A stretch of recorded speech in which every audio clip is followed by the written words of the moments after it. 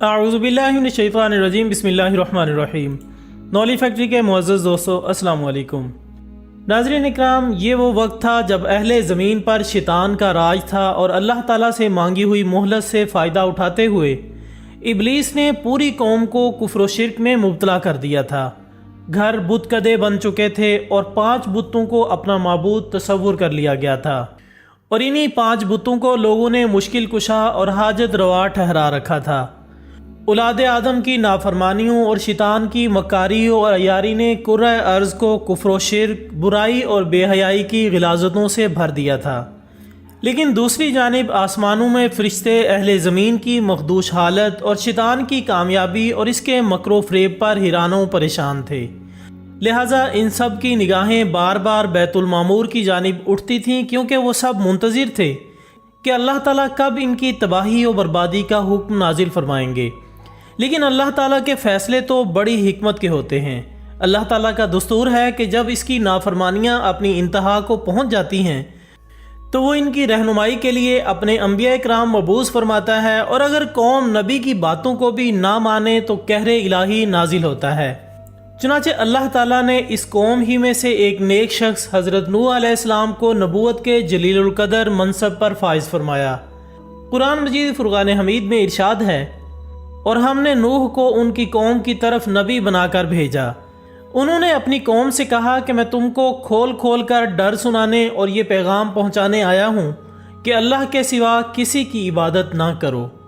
اگر تم اسی طرح کفر و شرک میں مبتلا رہے تو مجھے ڈر ہے کہ تم کسی سخت عذاب الہی میں مبتلا نہ ہو جاؤ۔ سورہ ہود آیت نمبر 25۔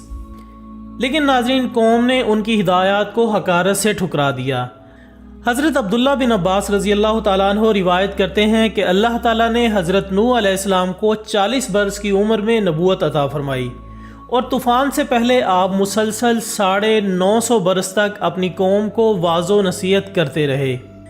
حضرت نوح علیہ السلام طویل عرصے سے ہمہ وقت تبلیغ دین میں مصروف رہنے کے باوجود اپنی قوم کی بے راہ روی پر بڑے دل گرفتہ رہتے تھے۔ ان کی قوم انہیں طرح طرح کی اذیتیں دیتی، ان پر مصائب کے پہاڑ ڈھاتی، لیکن وہ صبر کرتے اور ان کے لیے دعائے خیر کرتے رہتے۔ حضرت ابن عباس رضی اللہ تعالیٰ عنہ سے روایت ہے کہ حضور اکرم صلی اللہ علیہ وآلہ وسلم نے فرمایا کہ کسی نبی کو اپنی قوم کے ہاتھوں اتنی تکلیف اور اذیت نہیں پہنچی جتنی حضرت نوح علیہ السلام کو اپنی قوم کے ہاتھوں برداشت کرنی پڑی۔ کافر ان کو ڈراتے، دھمکاتے اور تبلیغ سے باز رہنے کے لیے انہیں اتنا مارتے کہ وہ بے ہوش ہو جاتے۔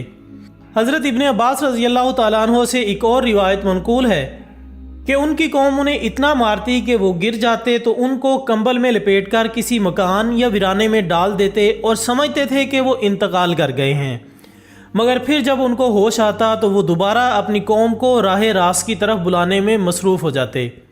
لیکن اس سب کے باوجود آپ کی قوم نہ سدھر سکی، یہاں تک کہ آپ کی بیوی بھی ان کافروں کے ساتھ مل گئی، اور جب بھی کافروں میں جاتی تو ہم پیالہ ہم نوالا ہو جاتی اور ان کے ساتھ مل کر اپنے شوہر یعنی حضرت نوح علیہ السلام کے خلاف سازشیں کرتی، اور ان کو کہتی کہ میرا شوہر تو پاگل ہو چکا ہے جس کو کسی کی کچھ سمجھ نہیں آتی، نعوذ باللہ من ذالک۔ ناظرین، اس کے علاوہ جب بھی حضرت نوح علیہ السلام کسی کو ایمان میں داخل کرواتے تو آپ کی بیوی کافروں میں جا کر اس ایمان لانے والے شخص کی اطلاع کر دیتی، اور پھر یہ کافر اس شخص پر شدید ظلم و جبر کرتے اور کبھی کبھی تو انہیں جان سے بھی مار دیتے۔ کافروں کو اطلاع کرنے کا اس کا طریقہ کار یہ تھا کہ جب بھی کوئی شخص ایمان لانے کے لیے حضرت نوح علیہ السلام کے پاس آتا تو یہ اپنے گھر میں آگ جلا دیتی، اور یہ اس بات کا اشارہ ہوتا تھا کہ ہمارے گھر میں کوئی شخص داخل ہو چکا ہے، لہٰذا آؤ اور اسے مار دو۔ اور پھر ایسا ہی ہوتا، وہ کافر آتے اور ایمان قبول کرنے والے کو ظلم و جبر کا نشانہ بناتے۔ دوستو، یہی وہ وائلہ نامی خاتون تھی جس نے حضرت نوح علیہ السلام کے بیٹے کو بھی کافروں کے ساتھ ملا دیا تھا۔ حضرت نوح علیہ السلام کی تبلیغی جدوجہد 950 سال تک جاری رہی۔ رات کی تنہائیوں میں آنسوؤں کے سمندر کے دوران اپنے رب سے قوم کے لیے دعائیں کرتے، اے میرے پروردگار، میری قوم نادان ہے، ناسمجھ ہے، اسے معاف فرما۔ نیز اس دوران اپنی قوم کو ہر ممکن طریقے سے سمجھاتے رہتے، کبھی عذاب الہی سے ڈراتے تو کبھی دوزخ کی سختیوں اور جنت کی نعمتوں کا ذکر فرماتے۔ لیکن قوم ان کا تمسخر اٹھاتی، پھپتیاں کستی، گویا وہ کانوں سے بہرے اور آنکھوں سے اندھے ہو چکے تھے۔ اس طویل جد و جہد کے نتیجے میں صرف 80 لوگ ایمان لائے۔ حضرت نوح علیہ السلام قوم کی بدحالی پر بہت غمگین رہتے تھے، لیکن امید کا دامن نہ چھوڑتے۔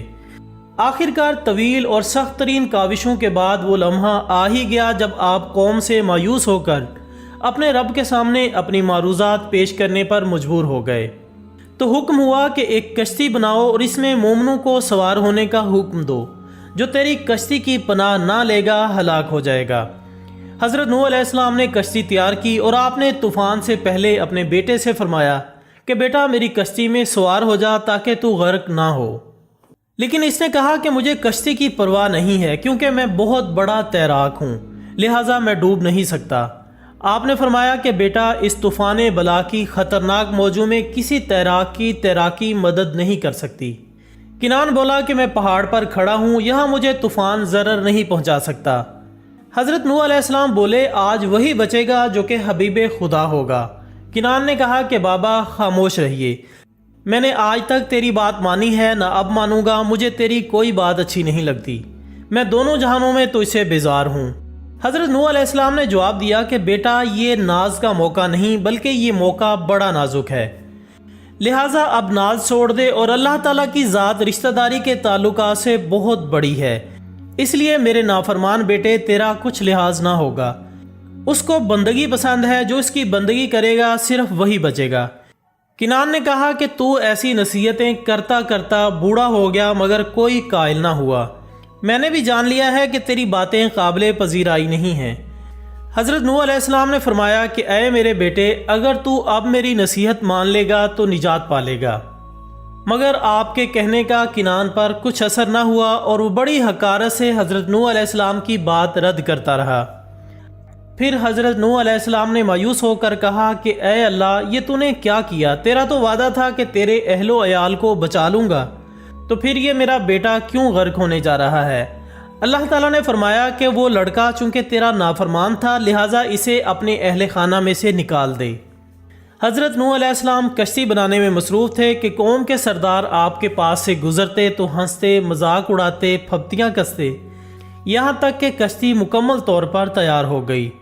اور جب عذاب الہی کا وقت آیا تو اللہ تعالیٰ نے حکم دیا کہ ہر قسم کے جانوروں کا ایک ایک جوڑا اس میں رکھ لو، اور جو لوگ ایمان لائے انہیں بھی سوار کر لو۔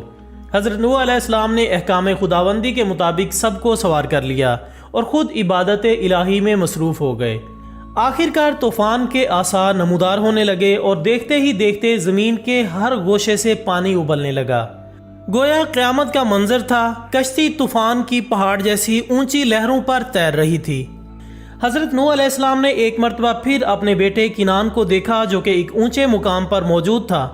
انہوں نے کہا کہ اے میرے بیٹے ہمارے ساتھ کشتی میں سوار ہو جا اور کافروں کے ساتھ نہ رہ۔ اس نے کہا کہ ابا جان میری فکر کرنا چھوڑیے، میں ابھی اس سے بھی اونچے پہاڑ پر چڑھ جاؤں گا اور پانی سے بچ جاؤں گا۔ نوح علیہ السلام نے کہا کہ آج قہر الہی سے کوئی نہیں بچ سکتا۔ اسی اثناء میں ان دونوں کے درمیان پانی کی ایک بڑی لہر حائل ہو گئی اور وہ غرق ہو گیا۔ طوفان نوح میں پانی کی لہریں اس قدر بلند تھیں کہ انہوں نے روئے زمین کے تمام پہاڑوں کو بھی چھپا لیا تھا۔ زمین پر کوئی بھی چیز زندہ سلامت نہ تھی، سب کچھ نیست و نابود ہو چکا تھا۔ صرف حضرت نوح علیہ السلام کی پہاڑ نما کشتی تھی جو کہ اللہ تعالیٰ کی مدد سے پانی کی بلند و بالا بپھری خوفناک موجوں میں تیرتی پھر رہی تھی۔ حضرت ابن عباس رضی اللہ تعالیٰ عنہ سے روایت ہے کہ کشتی میں 80 اشخاص تھے اور ہر ایک کے ساتھ ان کا کنبہ بھی تھا۔ یہ لوگ کشتی میں تقریباً 150 دن رہے اور اللہ تعالیٰ نے کشتی کا رخ مکہ مکرمہ کی طرف پھیر دیا۔ کشتی 40 دن بیت اللہ کے گرد چکر لگاتی رہی، اس کے بعد اس کا رخ جبل جودی کی طرف پھیر دیا گیا جہاں وہ ٹھہری، اور اس طرح وہ سب انسان اور جانور بچ گئے جو کہ اس کشتی میں سوار تھے، جبکہ باقی رہ جانے والے تمام افراد غرق ہو گئے۔ تو ناظرین یہ تھی ہماری آج کی ویڈیو۔ ہم امید کرتے ہیں کہ آپ کو یہ ویڈیو ضرور پسند آئی ہوگی۔ ویڈیو پسند آنے کی صورت میں اپنی رائے کومنٹس کی صورت میں ہم تک لازمی پہنچاتے رہا کریں۔ ہماری اگلی ویڈیو آنے تک اپنا، دوستوں، رشتہ داروں اور گردنواں کے تمام لوگوں کا بہت خیال رکھیے گا۔ اللہ حافظ۔